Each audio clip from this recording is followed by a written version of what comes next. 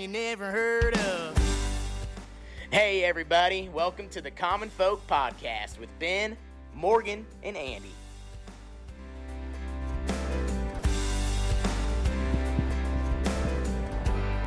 Welcome back to the Common Folk Podcast, the Farmer to Farmer edition. The Farmer to Farmer edition. I think you got that right. We are in the, what do they call this place? The CHI? CHI downtown Omaha. CHI Event Center. Kind of big time. Yeah, Big for time real. down here. Yeah. This is a cool facility. They have all the big names down here for shows like Eric Church or whoever, right? Well, so I was just here a couple of weeks ago for the Omaha Supernovas. Oh, yeah. They have all their home games here. Yep. And they're kind of a big deal. And so I pulled into the media outlet or inlet, whatever you want to call it. And I went in the doors, thinking like, I'm already ahead of the curve. I got this figured out.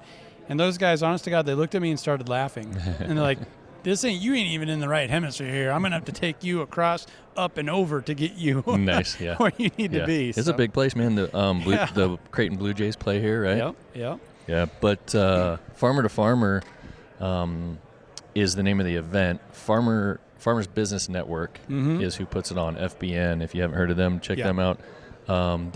They used to do this Farmer to Farmer event. They did it for a few years in a row. Right. They've taken a couple of years off.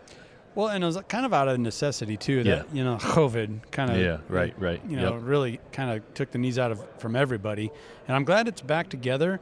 And, we just talked to Zach Johnson, Millennial Farmer. You got some of his merch here supporting your guys, your brands, which is awesome. Yep. But he's just excited to do this networking and to meet new people and talk to new people. And that's something that I really like seeing that's coming back. For sure, 100%, yeah. We're set up here with a vendor booth, a farm-focused vendor booth with our merch, Millennial Farmer merch. Zach's coming in and doing some meet and greets with some folks. But this show, what I like about this show, I go to a lot of different farm shows. This one's a little bit more key and a little bit more low-key and a little bit more focused on, things that you can get for your operation, that you can implement in your operation that are going to make you more efficient and more profitable. It's more directed. Yeah.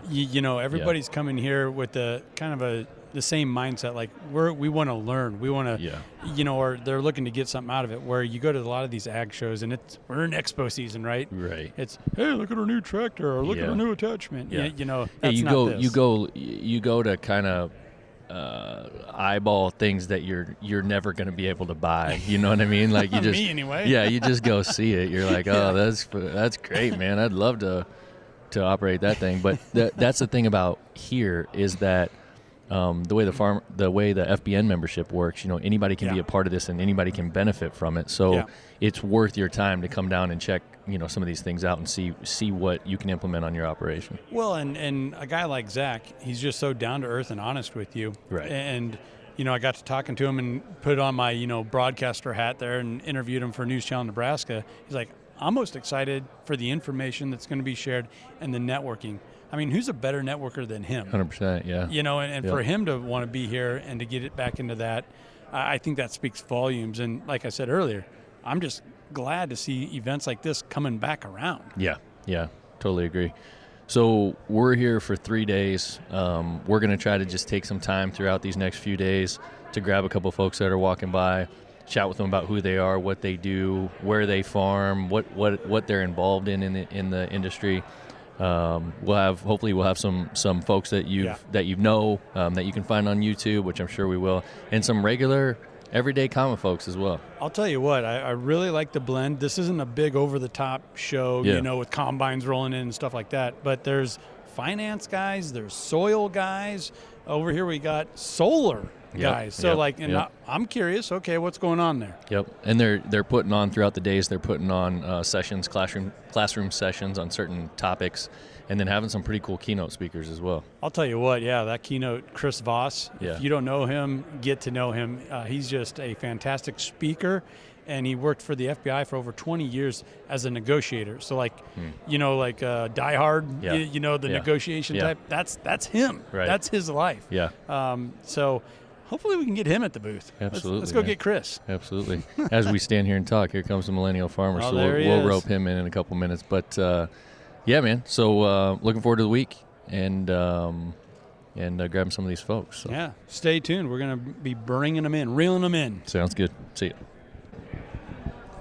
All right, we got him grabbed out of the walkway. Got him. We're with the Millennial farmer. What's up, buddy?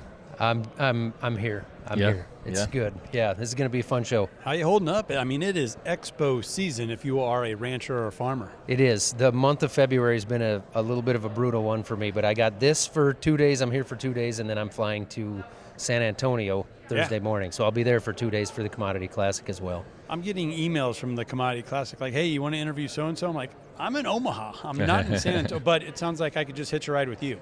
You could, yeah, but I don't have much room in my suitcase. Oh, okay. Yeah, and those airplane seats, man, have gotten small. Holy cow. Yeah, the seats, they keep getting smaller in my case. I flew a couple of weeks ago for that Kentucky show, and I didn't get to pick my seat. They were like, when I was checking in, they were like, another $85, you can pick your seat. And I'm like, no, I'm not paying $85. It's going to be a crappy seat anyway. They put me in the very last row in the middle. Next to the bathroom. Yeah, and the last rows are tighter, apparently. Oh. And the back of your seat doesn't recline. Oh, I knew that. It was horrible. Ooh. It was horrible. Yep. Yeah, but anyway. What do you think about, you haven't been to Omaha for a while, have you? I haven't been down here for a couple of years. It might have been this show last when they had it. Yeah. 23 maybe, 22. I don't know what Andy year and I that were was. just talking about that earlier. It's been a couple of years since FBN did it. What are they telling you? What's it all about this year? Well, it's the same thing as what it's been about. It's the networking, the speakers. We got the trade show here, so it's a relatively small trade show. Yep. Right, the show in general, but that's what makes it so good is because you actually have time to talk to people and network with the people. Yeah. You've got the breakout sessions to choose from. There's multiples of those each day, and then they got really high level speakers that come in for this deal. Yeah. So yeah. that's a big thing that I've always been impressed with is the level of the speakers that they get. And how good they are, to really hold your attention. Yep. It's almost like Charles, the founder, came from big tech, and he knows how to streamline and really dial stuff in, right? It seems like that. Yeah, you would think. Yeah. Outside of the show, I just got to say this just because he's a good dude. Got a chance to go see TJ at Round the Bend Steakhouse. Yeah, we did. Last night. Yep. Hadn't been down there. Well, I was down 2 years ago. We came through here on our way down to Arizona to go racing, and I don't know if you swung out or not. I did. Yeah, you did. Yeah, okay. Yep. Yeah, we brought the whole race crew through and had a meal at Round the Bend. Yeah, we didn't. I thought about it afterwards. We didn't have any cow balls.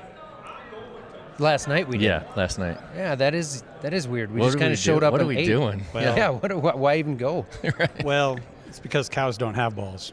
Oh, they don't? Oh, right. That's a fair point. Yeah. That's fair. But home of the Testicle Festival. And I'll tell you what, I just thought about you and the last time you guys did a live show there. That's right, yep. I got a flyer from Baumgars, and it was showing Mystic Lube. Mm-hmm. Yep. The grease and the oils. And he couldn't help himself. He asked you, what about Mystic Lube? And you looked at him like, what are you talking about, buddy? TJ said that? TJ was trying to take it in a whole different realm, and you were keeping it between the rows. Yeah. You're like, I'm not following you. I'm not tracking you, buddy. I don't remember that. I'd have to go back and listen to that. It was the funniest darn thing. A lot of things happened that night. Yeah. Oh, it was just, we didn't have a direction for that show. We just kind of went with it. Yeah. It went good, though. It was fun. I thought it was fantastic. I got there a little late because I think I was broadcasting a game out west. But, no, it was fun. Heck, yeah. Well, cool, man. We just wanted to grab you real quick and just get your thoughts on the show and just chat a little bit. So appreciate you stopping in. We've got the Farm Focused booth here. Be talking to some folks this week, doing a few signatures and stuff on some hats and stuff like that. Absolutely, yeah. So good stuff. Anything else, man? You got any questions? No. You got anything else you want to cover? I don't think so. Swing on into booth 73 and say hi.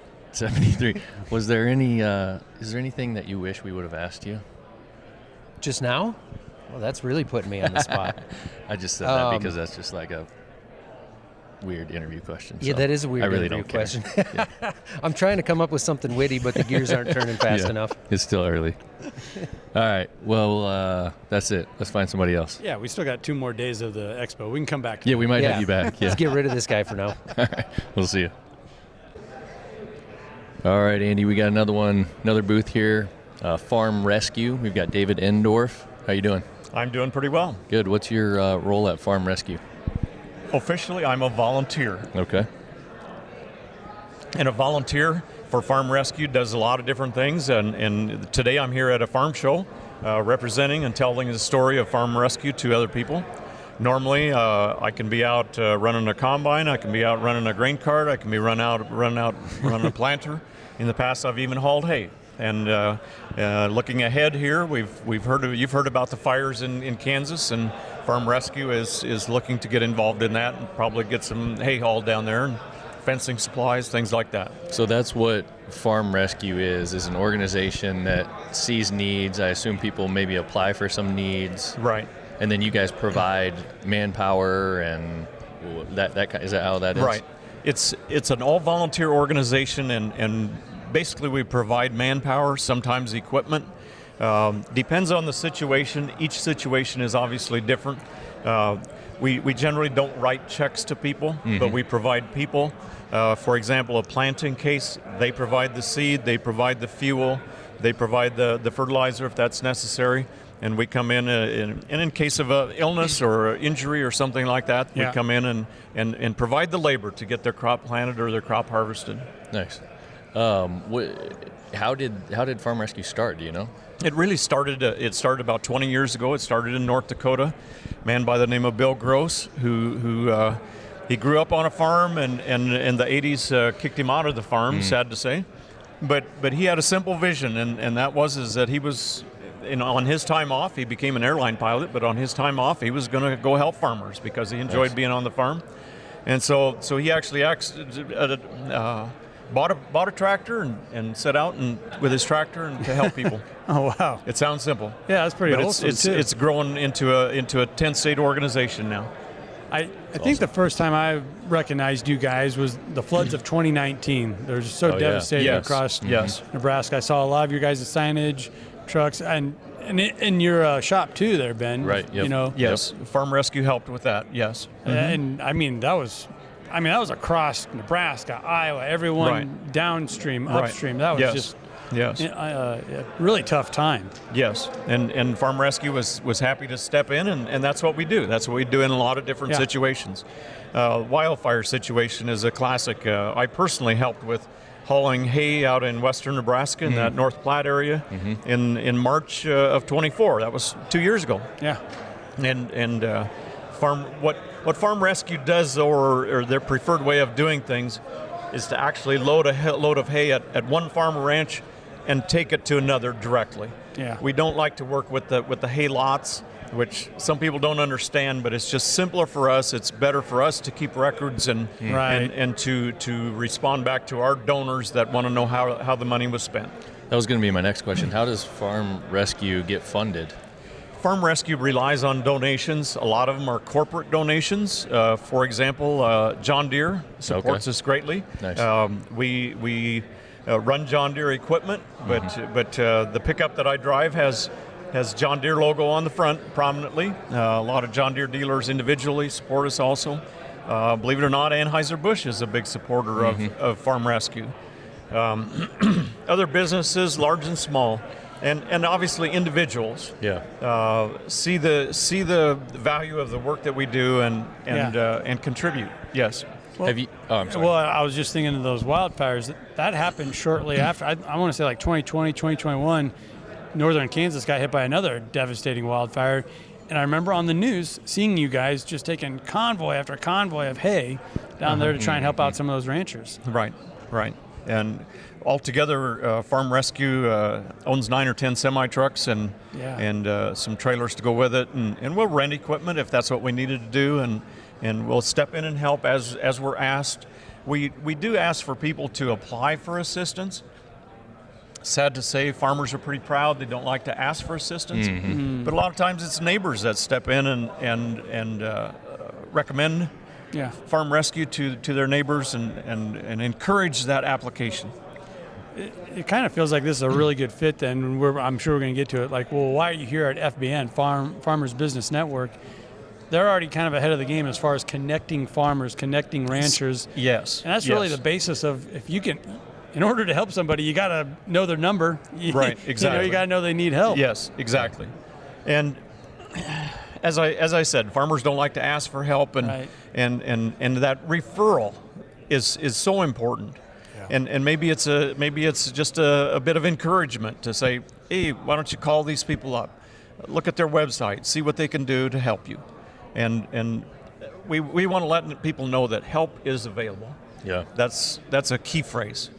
And we all recognize the issues of mental health, and we know that we want to let people know that help is available. Absolutely. I was going to ask you? You mentioned Anheuser-Busch. Do you deal with those guys on? They do like the canned water. Is that where you guys are dealing with them on there? I know what you're talking about. Yeah. And I've seen that in hurricane disaster type of things. Yeah. Personally, I have not, but Anheuser-Busch, they had a promotion through their Busch Light where they put Farm Rescue on their cans. Oh, nice, yeah. Specialized cans. Yep. Oh, wow. And because of that, then they raised funds for Farm Rescue. Yeah. They donated back so much per case. I personally went down to Wellington, Kansas to a distributor there and picked up a check for over the course of a month. He I don't know if it was the distributor or it was through Anheuser-Busch, but they donated so much per case of Busch Light that they had sold, and I picked up a check for $1,200. Nice. It's just Yeah. every little bit helps. It's a great way. In the spirit of every little bit helps, at Farm Focused, which folks who listen to this podcast know of Farm Focused, we host the online merchandise store for Farm Rescue. Yes. So folks go to farmfocused.com. You can look at the brands. You can look at the Farm Rescue brand. You can purchase stuff there. Proceeds from that go directly to Farm Rescue as well. So if you're looking for a cool shirt, T-shirt, hat, whatever case may be, and you want to support a little bit, that's there as well. Yes, that's always welcome. And as you said, every little bit helps. Yep, absolutely. Every donation is appreciated. And you guys are such innovators, FBN, Farm Focused. I like your guys' logo. I have nothing against it, but can we get that a little hotter? Maybe some more zip, some more bang to it? As in make it bigger, you mean? Or I don't know. What do you think? I mean, Personally, I kind of... do I need a bigger blaze across my chest here? Or, we do or have what? some of that too. Yeah. I actually like how simple and recognizable it is because, like you said, I continue to see it in all kinds of places, Right. like on the beer cans or on the side of a truck or whatever. Yeah. Right. So many people have gotten behind what you guys are doing, which is awesome to see because Right. it's great for everyone. So Right.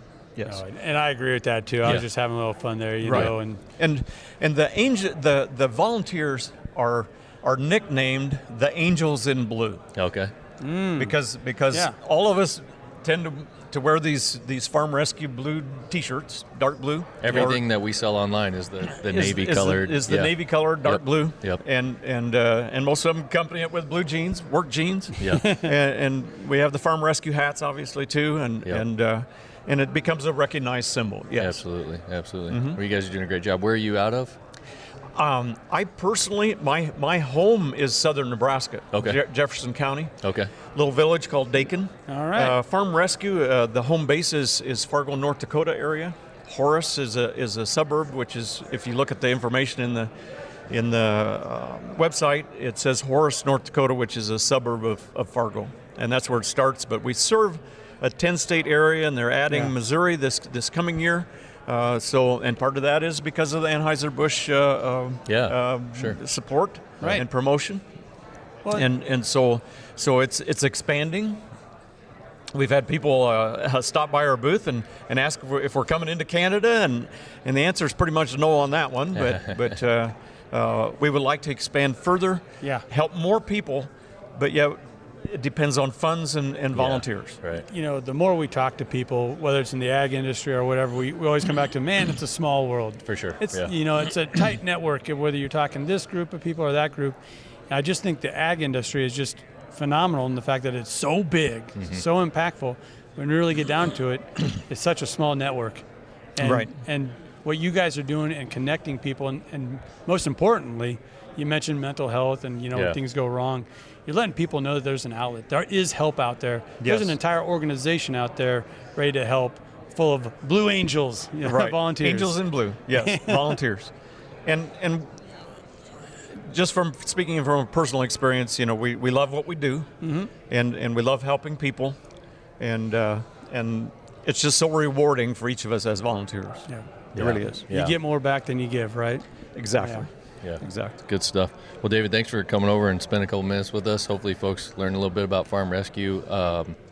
Website folks can go to learn stuff at, or? The simple website is farmrescue.org. Okay. If you just type in farm rescue, you might find some things about animal rescues. We don't do that. Sure. But Yeah. Look carefully and you'll find farm rescue. Farmrescue.org. And it usually has pictures of combines and tractors on it, and that's what we do. And if Yes. people know of somebody or some situation that they want to try to Right. get some help for, is that where they go on There's an application on the Yeah. website. There's phone numbers on the website. The simplest thing to do is just call that phone number, Yep. and eventually you'll get the right person. Yep. Yes. A lot of Yes. good folks there. I mean, I can tell you from my own personal experience, we deal with a lot of brands, and the folks at the top at Farm Rescue that we deal with are some of the easiest going folks that we Right. deal with across Right. the board, and I really appreciate them. So I'm sure you guys bring that too. It's good people that staff the organization, and we really have, for as big as the organization is, and as the number of people that we help and the number of people affected, we have a full-time staff of 7 people and a long list of volunteers, over 350 people. Very cool. So All right. Any other questions, Andy? No, that's good. All right. Well, thanks, David. We'll see you. you're welcome. All right. Andy, who we got this time? We got Bruce, one of our neighbors here with Momentum Ag. Now, I didn't know if that was like a workout company, like they have a new type of like a boot to wear that you can jog in, but no, it's nothing like that. insurance. So Bruce, introduce yourself, and you are also in the podcasting game. Yeah, that's right. No, my name is Bruce Lansky. I'm a crop insurance agent with Momentum Ag. Been doing crop insurance now for roughly 25 years. Also producer in Northeast Iowa. But yeah, been with Momentum now for at least 8 years. And we provide, crop insurance, federally subsidized, as well as the private products for crop and livestock insurance throughout the United States. A lot of our audience is in ag and understands it, but a lot of them aren't. And I think as someone who's outside of ag, you hear about things like this crop insurance, and you hear people getting fired up. All those farmers, they get, no matter what, they get paid. We hear this story all the time.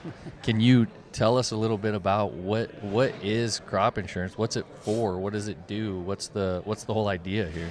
Well, I think crop insurance, the biggest thing about crop insurance is, it provides you with some type of a revenue guarantee.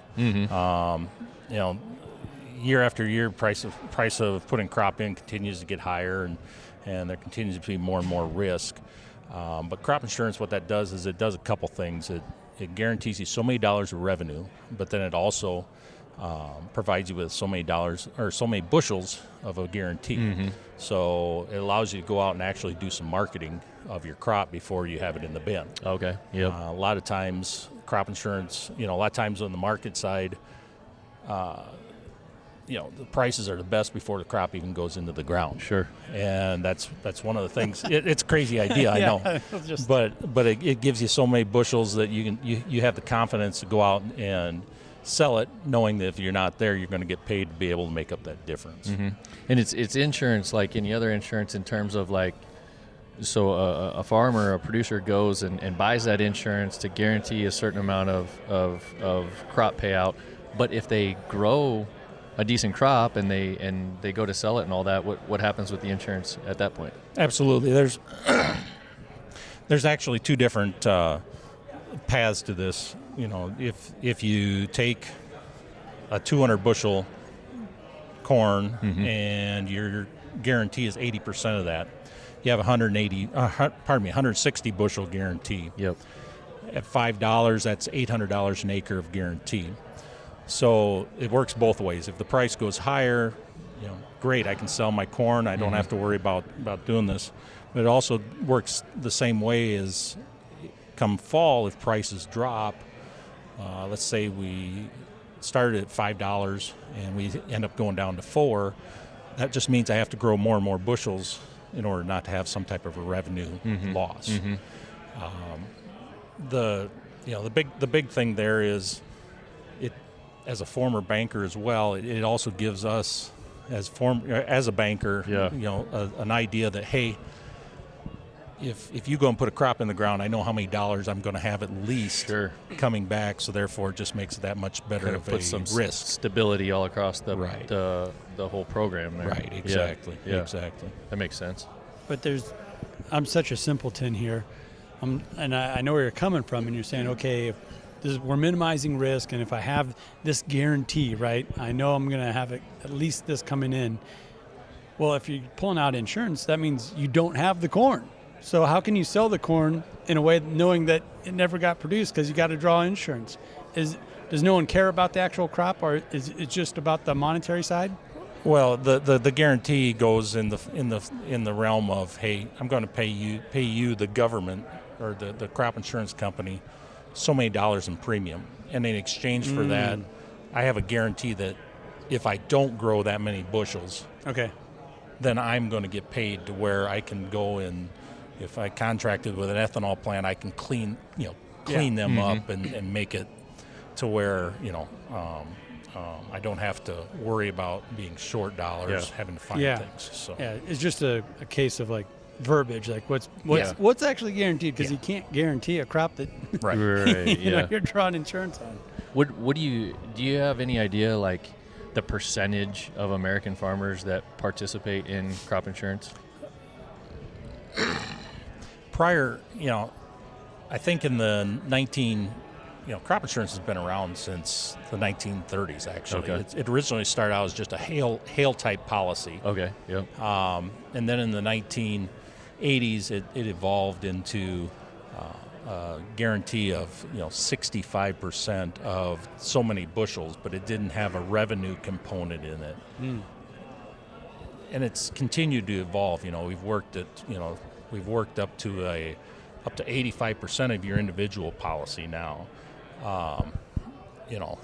And so percentage-wise, I think we're probably pushing closer to 90% of the people that still take it. There's still folks out there that are not taking it. Mm-hmm. But we continue to evolve.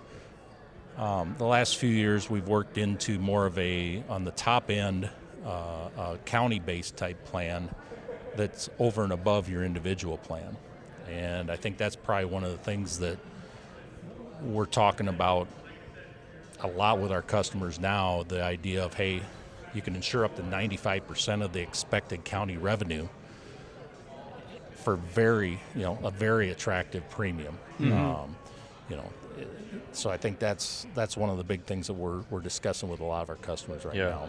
So do you like that idea, or do you feel that that's not necessarily, exactly what an individual farmer needs or should want?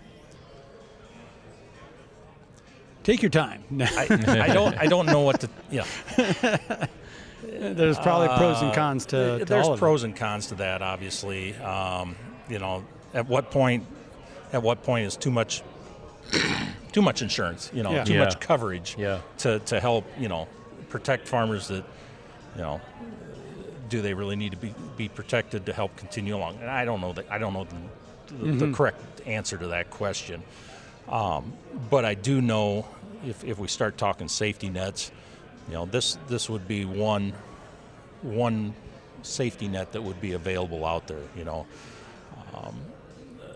When you couple that with some other government programs, Ark County, for instance, part of the increase in the subsidy to where everybody's starting to talk about this county-based plan is from the one big beautiful bill. Mm-hmm. There was a lot of different pieces on the crop insurance side that helped out with that as well. Yeah. So. I think what a lot of people don't realize when it comes to things like insurance like this for farmers is if it didn't exist, then a lot of these folks wouldn't be making the moves they're making that end up benefiting the American citizen, right? Yeah.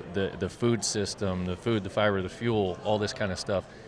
I think you would see a lot of folks who would pull back on things and not push the envelope enough. You know what I mean? Yeah. And we need that to happen. Otherwise, imagine the alternative. Well, I will. I'll go the alternative way here, and maybe Bruce can answer this.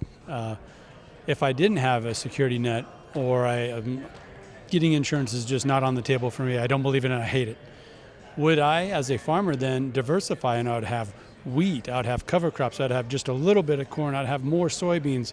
I would have an array of things, not just focus in on king corn, rotate in soybeans every third year.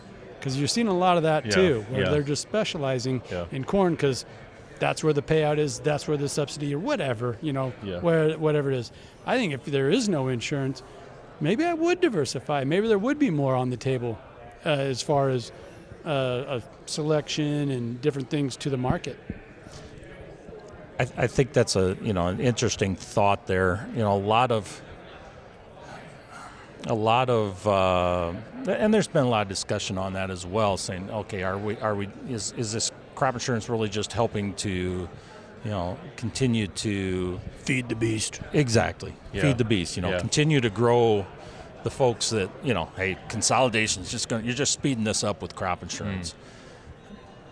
And maybe there's some truth to that, but if you take a look at it from the opposite end of the spectrum, a young producer, for instance, beginning farmer, there's a beginning farmer discount available. We talked about a product that the government was paying 80% of the premium. Well, part of this big beautiful bill, they expanded the beginning farmer benefits. It used to be just 5 years, 10% of additional subsidy.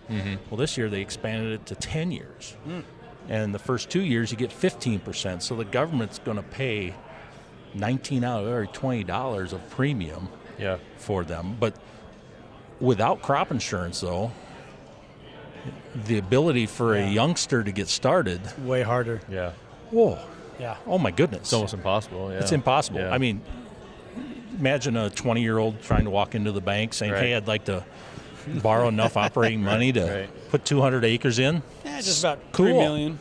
And how much, The reality is if we don't get our younger folks into this arena, I mean, we're on a collision course.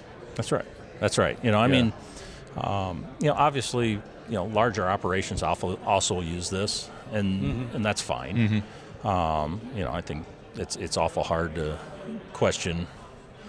And there's some, some folks say, well, maybe instead of fully subsidizing it all, you should back it down to a certain amount. And that's probably another discussion for another show. But I think crop insurance is just that, the ability to provide some financial stability to the ag world. Not only for the crop insurance side, but also for livestock as well. The cattle market's a perfect example. Wow. Let's talk about that for a second. There is price protection for livestock as well. You can insure however many head.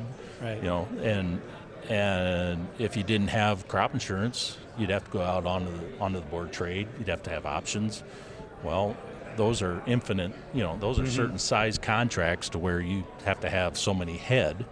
Well, with these other types of insurance products, you can insure a price for that number of head. Again, going back to the young producer trying to, hey, I want to finish out 30 head of cattle. Okay, that's great. That's $100,000 worth of cattle. What do you have for collateral? What?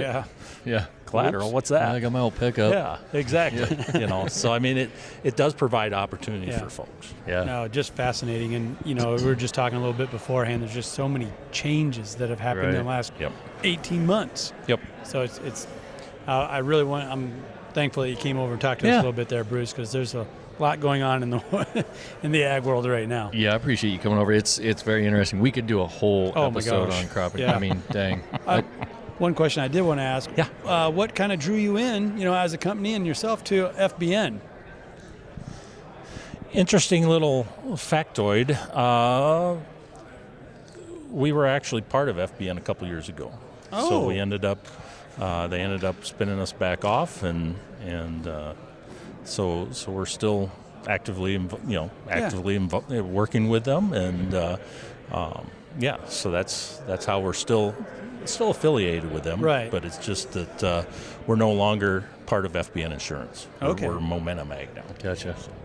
Well, so yeah, and if folks wanted to learn more or wanted to get a hold of you, is the best way the website, or what would you? Yeah, I think what would you suggest? best way would be Momentum Ag website. It's just momentum.ag. Yep. And yeah, that's the easiest way to go. Type in Momentum Ag, and it'll probably be the first one you see up on the website. Yeah. Cool deal. Well, I've got a lot more questions about this particular topic, but we don't have time, so it'd be fun. We gotta. Maybe we can get you guys back on. Sounds like a plan. Yeah, absolutely. Well, All thanks, right, cool. Bruce. Yeah, thanks Very so good. much. We'll see you. All right, we got another one here, Andy. Yes, we do. Another one of our neighbors. Yeah, here in the trade show. Yep, and Charles actually pointed them out and said, I think you guys need to talk to these guys over here, Yeah. Cattler. And I'm like, well, okay, I'm more of a dog person. I don't really, Yeah. Ignacio is your name. Yes, sir. Nice to meet you. Thanks Nice for coming to meet over. you too, guys. Yeah. Thank you for having me. So the company's called Cattler Corporation. Yes. What is it? What do you guys do? So in Argentina, there's a word for cattle in Spanish, and if you add the R, it will be the equivalent of being like a cattle farmer. Oh, okay. So it's just like a word that Oh, we so it's just like made up. Cattler. I gotcha. Okay. Yeah. It's the guy that handles cattle. Yeah. So Cattler. like we kind of do that in English. Yeah. Like if you take like if you're gonna drive, a driver. You're a driver. Exactly. There you go. Yeah. That was the same logic from a English native English ignorant. yeah. How did that make it over here? So many things make it over. That Yeah. one didn't. Yeah. Okay. That makes I'm on sense. board now. We have the trademark, so that's it's ours now. It's here now. So are you from Argentina? Yes, Okay. I'm natural from Argentina. Okay. I live in the States since 2018. Okay. I came with my family, Yeah. and we've been around since then. Awesome. And you're talking about moving. You guys have moved in, and now you're based out of Lincoln, Nebraska, right? Yes, sir. We happen to have like when we created this and we began to deploy it here and there. Like Nebraska was like very obviously the place to be. Is the place. If Nebraska was a country, it would be our leading country in Really? terms of the amount of members that we have compared to the rest of the countries we are in. Well, that's a very popular license plate. We're the beef state. Yeah. You know. Exactly. So, yeah, Dude, I that- feel like a lot of states think that they are. Oh, but- no. Yeah, just It's- look at the statistics. it's Statistics don't Nebraska. lie. Yeah. You just take Highway 275 from here up to home. Yeah, That's it's awesome. just one after the other one. So, Yeah. and Argentina is also like a country that has more cattle than people, and so we feel like really related to the state in the way that in the relationship that people have with cattle and with beef. Yeah. Outside of cattle, I got to ask, because I grew up as a soccer guy. Yeah, I mean, it's big time, right? Like Messi, that's I'm the just- dude, right? I'm biased. Yeah. Yeah, it's the guy. Yeah. There's no even discussion. There was Yeah. a time where it was him versus Maradona. Oh, yeah. But then he won the World Cup, and he just put that to bed. Yeah. Are you guys excited for the World Cup coming up? Yeah. Big time. We've been excited like last World Cup, Yeah. all over the place. Yeah. And now it's like this is happening now Right here. Yeah. So yeah, That's pretty cool. We can get back to cattle. I just thought that was fun. absolutely. So what is it that you guys do? What's the service that you offer? So it's basically a platform. It's a Okay. software platform for cattle producers to be able to run the whole operation in the palm of the hand. And it's basically integrates with everything that's out there, whether it's scales in the feeding part, in the cattle chute, all the E80 readers, barcodes. So it's basically we are just taking account of all what is data collection while you are doing stuff on a daily basis, and then giving you the metrics that you need, the reports that you need in a one-stop shop. It's not like modularizing. It's iCloud. It's multi-platform, runs on iOS and Android. So it's just meant to make your life easier with just a couple of taps. Instead of having like 5 different places to go to look at all your info, it all comes Exactly. into this Yeah, particular it needs program. to be very intuitive. And when there's something that is not enough, we just change it. We are very dynamic. We update the app every month. non-stop since 2022. So we are very dynamic, and like it's never enough. So we have built this literally based on feedback from producers. Interesting. So it is an app, and Yes. it's good for Android or Apple iPhones. Yes, It's yes. such a big thing. I would have to assume something you're always looking to upgrade is making it easier for us, for farmers, for cattle guys, to log in, to not only log in but log in the information. Yes, and not only because there's always something that you can improve, like where you would have like a field text, now you can have a drop down. When you would have a drop down, now you can have a QR code. When you have a QR code, you have like an API automatic. There's always something new. There's requirements that change because the business changes, and there's new technology coming, like with all the AI stuff. There's a ton of things that we can make to help them just not lose in unnecessary time doing stuff that you can just do automatically. Yeah. So yeah. Well, yeah, and especially we've seen this explosion of precision ag. The same can be said on the ranching side. So I'd assume when the precision side, catches up and gets bigger and bigger, you'll have to adjust and stay up with that. Absolutely, and I think we feel like we're just barely scratching the surface of how easy this can become, and how much more we can expect from platforms like this. It's not just like that allows me to do my chores. It's not that just allows, or that just puts together all the information. There's so much value in a way that all of the information can give me the input that I need for the decision. I don't know, am I buying cattle? I want to have the precise break-even for the type of lots that I'm buying based on the future projections and my typical cost of gain, things like that. That should be like very quick, and your fingertips, and that's the work we do is all the time on the sidelines, trying to make it easier, like layer by layer. Interesting. Is it, how do folks go about using it? Is it like a subscription app, or how does that work? Yeah, it's just basically a subscription. You can just like subscribe online and download the app from an App Store or Play Store, and we will call you to do like a minimal setup. And I don't know, in most cases, in 1 hour you're off and you go. When we have like large operations with like many people involved, sometimes they will take us, will ask us for trainings, but we try to be very nimble and very quick, because people don't have time and don't have time to lose on things that they don't know if they're going to add value. So we need to show them the value right away. Do people have a hard time with, or have like concerns about like their information that's getting shared on that, like that it's getting specifics from their operation that they're worried, or how? Yeah, people that have concerns, and for a good reason, because many of these software platforms, they have been acquired by certain vendors, and sometimes that's kind of, hey, like the reason why I'm buying this is because I want your data, instead of just putting it like. There's another way to work about this is, hey, sharing is data sharing data is good so long as you can control it, and you can have a benefit for it. So just let's not do it under the table. Let's do it on the table, and you can control what you share and what you don't share to whom, and for what reason. Like, do I want to get a new loan? Okay, I'm gonna share if I want, and my part of my inventory. Do I want to have the best price for feed?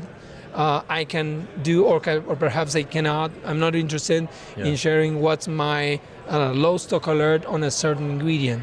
So I think there's nothing wrong so long as everything is very transparent on how it's done. And I think in the past it was kind of the Wild West of software. Management software, and I think nowadays with all these changes in technology, there's no need for that, because you can control a lot of. It's not like black and white. It's not that you have to share everything or nothing. There's a lot of ways and mechanisms for that, for you to know, to be aware of what's being shared. And if you don't want it, I want to do it.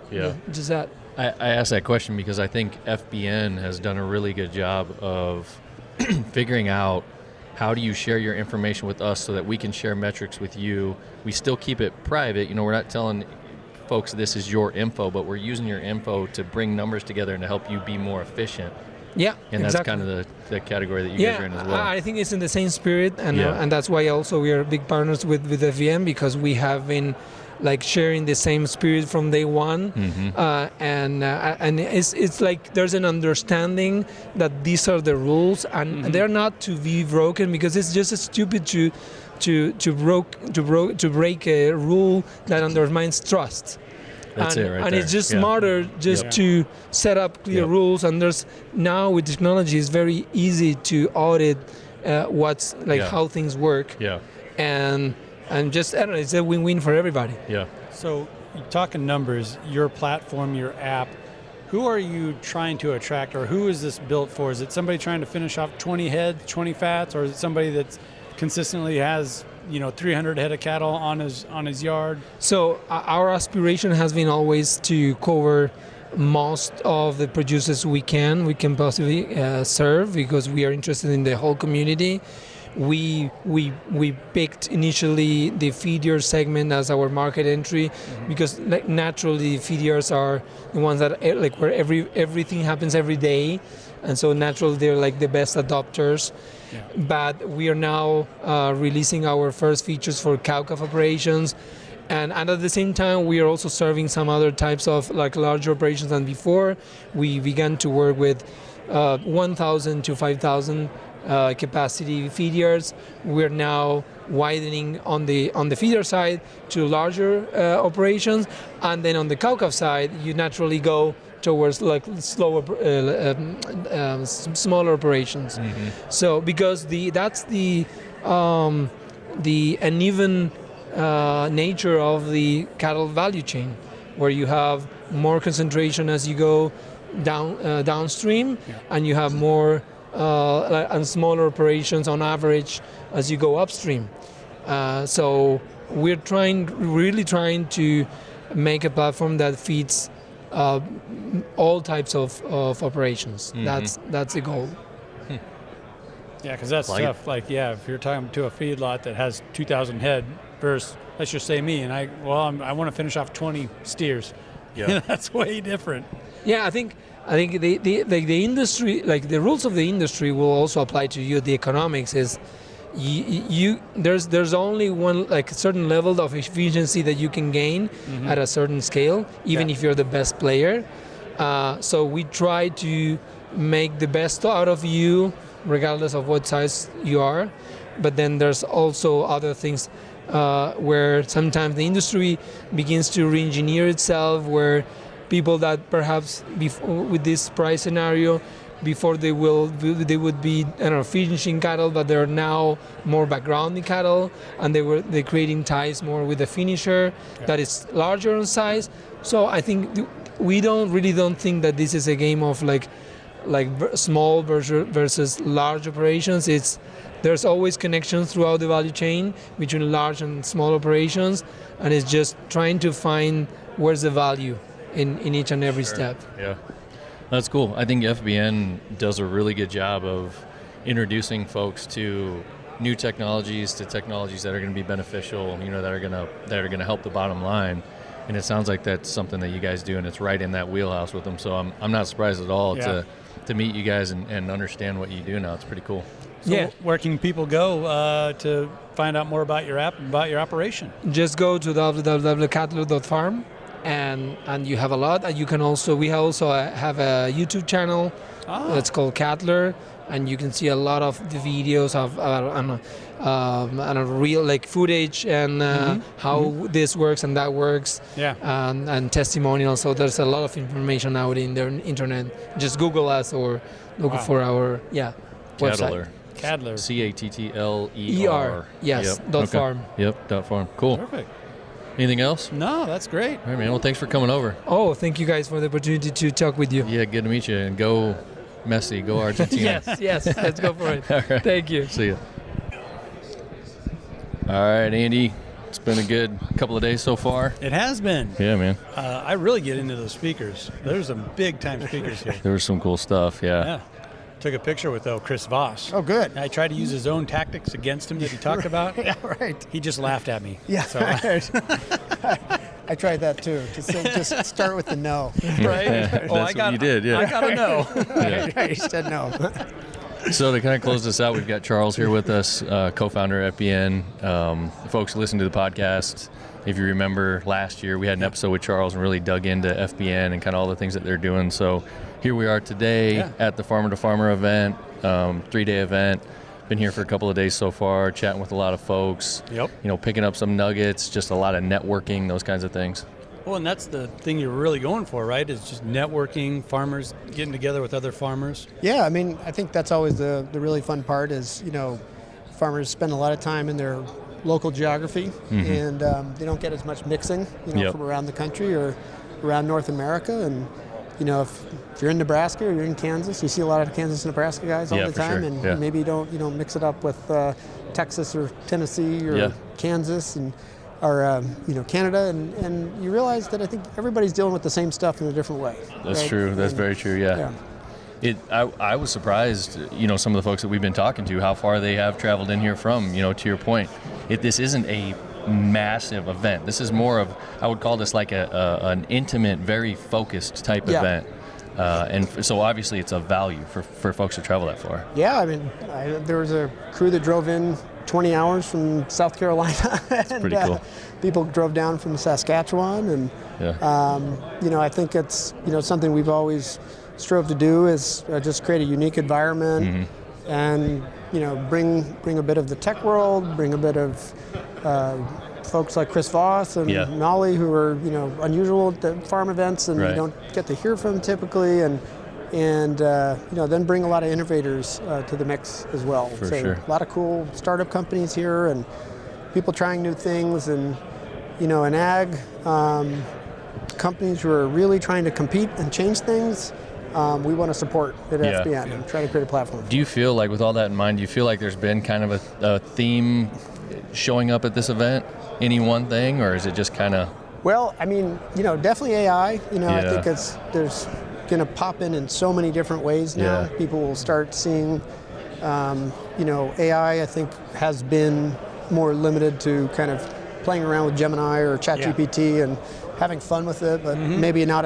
It's not a tool yet. It's not a core part of your life just yet. But it's all the back end ways that AI starts working that will start showing up very quickly. And as we were getting ready for Farmer to Farmer, and the team was building out these demos, and we're doing an AI mocks with folks, so they can literally design products on the spot with us, and you can build software exponentially faster than we could when we built FBN. Right. Wow. The things we showed today would have taken us a year and a half, if that was the only thing we were focused on. And you can pilot that, test it virtually, instantly. Like in a couple hours, you can put a demo together that someone can actually interact with and get feedback on, and it changes the whole way that you build things, which is really, really fun. Farming and agriculture in general is ripe for that. A lot of people don't realize, if you're not involved in agriculture, how technology is in ag, how advanced it is. So when you can bring in something like AI that's able to take all the stuff that we've been doing all these years and start kind of bringing it together and really putting it to work, that's what I see a lot happening. Yeah, I mean, there's some parts of farming you just can't change, right? You got to plant the seed. Yeah. You got to haul the crop off. You're going to need trucks. You're going to need physical goods. You're going to need elevators. That doesn't change. But the systems that you use, right now you might go to 10 different places for markets, weather, grain trading, finance, buying, etc. Some of that's online, some of that's offline. And what we showed with the new version of Norm and how FBN's going to start coming together is literally all of that starts to become integrated. Being able to talk to an expert, the advice, problem detection to solution, whether that's an equipment problem that's got a maintenance issue, pops immediately to a solution, something you can take action on or seek more advice. Pest detection, instantly to a product recommendation that can be actioned and delivered to the farm within a day or two. And so I think farming will be able to function much more on demand and faster for growers. The commercial systems that a farmer deals with will get much simpler. Yeah. Some things that, where you have parts of agriculture that charge very high commissions or very high fees to growers that are either protected by policy or protected by, market powers, you could really start to see those erode. And a grower could, find more ways to save and find more ways to do things like fill out insurance applications or lending applications. Those can become instant, virtually. You're also seeing all your vendors here. Yep. Like a lot of these, there is some way, shape, or form they are implementing AI into their company, into their offerings. Yeah, and I think, some of those things like novel seed breeding and, new chemistries that'll come to market, some of those will take years to materialize in a form that the farmer can use, but the software will move the fastest, and the ability for a farm's experience to change the fastest in software is you're going to see that change very rapidly in the next 12 months, which should be incredibly exciting, incredibly empowering for growers, to get that kind of experience. You don't have to be an engineer. You don't have to know how to code something or even build, AI system on your own. Yeah. But if you interact with it, it's going to be easy. Well, and it's got to be exciting for you. Because I feel like FBN was set up as a way to share information, bring people together, and now you have this amazing tool in AI that people are becoming more and more comfortable with, especially farmers coming around to it, and you get to kind of be the conduit. Like you're bringing these powers together. Yeah. For us, this was kind of the dream 10 years ago, and what back then was called data science and machine learning, and saying, okay, well, if you have all this information, how can you start automating it? Well, you had to manually automate it. You had to build in all that logic, and that was a very difficult process. And now the AI really takes that over for you. And so if you build the rails, if you build the infrastructure, ability for someone to sell grain, get a loan, buy a product, detect crop, all those core systems are there. But then a farm can put the whole piece together, and it's tremendously exciting. Yeah. Very cool. Do you think, with how this has gone for you guys this year, and I know you had taken a couple of years off of Farmer to Farmer, what's the future look like for this event? We kind of, raced. It had been a couple years, and, FBN went through a lot of transition over the last 3 years, and markets had stabilized a bit, and we knew a little bit more about how we were going to operate in the future. Mm-hmm. And so we said in October, we got to get Farmer to Farmer back on, and we don't want to wait till next year. So we said, all right, we're going to bring it back. We'll bring it back however we can in the next 5 months. And goal is to be having it back next year sooner than this. So we might be back here in 9 months. Awesome. Well, congratulations. I love these type of things, and just running into people, getting a chance to see some of the speakers you brought in. And it's you're kind of taking these guys out of their comfort zone, like Chris Voss was trying to communicate with farmers. He had a lot of Iowa jokes. I would have to think he's not usually joking around about Iowa corn. Right. I think, we try to bring the best of the outside world, the best of the farm world, the best of the tech world, and creates a unique mix, which is really fun. Well, you guys are doing a great job, man. We appreciate it. We appreciate you having us. Thank you. Thanks for being here. Yeah, we're happy to be here. It's a lot of fun. It's good to network with folks and see some of our buddies and just get caught up. So right, it's fun to get the gang together a couple times once a year, get everyone to mix, and becomes a tradition. Yep. Right. Yep. Well, is Norm? You were talking AI. Is Norm ready to roll out, or is it still kind of limited, or how's that coming? Norm is going to be what we showed today is stuff we're working on. Okay. And so that's going to be rolling out in the next few months here, kind of iteratively over the next few months. There's an AI crop marketing advisor and market intelligence platform that does risk forecasting. Norm the agronomist is on FBN today. And then that version of Norm that pulls the whole picture together, that's the big new work that we're working on. So hopefully we've got something for growers by later in the summer. Fantastic. Yeah, it's interesting. Yeah. Well, if you have any interest in this kind of thing at all, if you're involved in agriculture and you listen to the podcast, look up FBN. What's the best way for folks to find? Just FBN.com. Okay. Everything's on there, or get the app and sign up for free, and you can get on the FBN community, start talking to growers, and check it all out. Yeah, and keep your eye out for Farmer to Farmer next year.